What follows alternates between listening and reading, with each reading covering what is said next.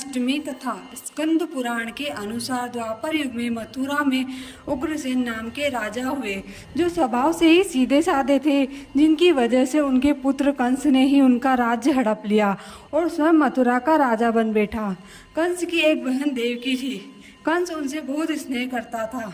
देवकी का विवाह वासुदेव से हुआ, तो विवाह संपन्न होने के बाद कंस स्वयं ही रथ हाँकते हुए बहन को ससुराल छोड़ने के लिए निकल पड़ा।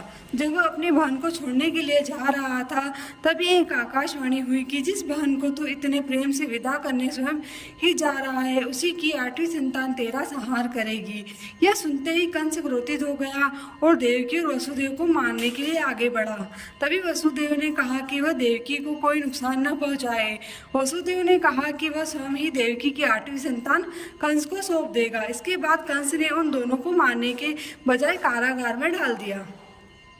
से कारागार में ही देवकी ने अपनी 7 संतानों को जन्म दिया और कंस ने एक एक करके सभी को मार दिया। इसके बाद जैसे ही देवकी की 8वीं संतान होने को थी, वैसे ही कंस ने कारागार का पहरा और भी कड़ा कर दिया। तब भाद्रपद माह के कृष्ण पक्ष की अष्टमी को रोहिणी नक्षत्र में कान्हा का जन्म हुआ।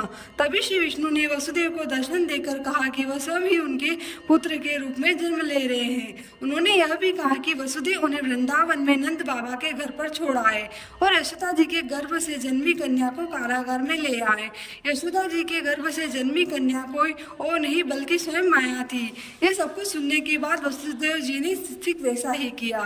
भगवान कृष्ण जैसे ही जन्म हुआ, वसुदेव जी ने उन्होंने अपनी गोद में उठाया। कारागार के ताले खुल गए, पहरेदार नींद के आगोश में आ गए। फिर वसुदेव जी ने कन्हैया को टोकरी में रखकर वृंदावन की ओर निकल पड़े। कहते हैं कि उस समय यमुना जी पूरे उफान पर थी। वसुदेव जी ने टोकरी को सिर पर रखा और यमुना जी को पार करके नंद बाबा के घर पहुंच गए। वह कन्हैया को यशोदा जी के पास रखकर कन्या को लेकर मथुरा वापस लौट आए। जब कंस को देवकी की 8वीं संतान के बारे में पता चला तो वह कारागार पहुंचा।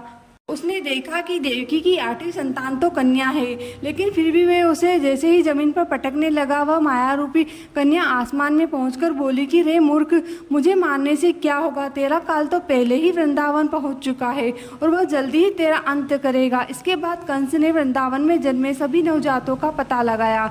जब उसे यशोदा के लाला का पता चला तो उसने उसे मारने के लिए कई प्रयास किए, लेकिन कोई भी उस बालक का बाल विवाह न कर पाया। फिर कृष्ण ने युवावस्था में कंस का अंत किया। मान्यता है कि जन्माष्टमी पर श्री कृष्ण जन्म की यह अद्भुत कथा सुनने मात्र से ही समस्त पापों का नाश हो जाता है, साथ ही कन्हैया की कृपा होती है। जय श्री कृष्ण।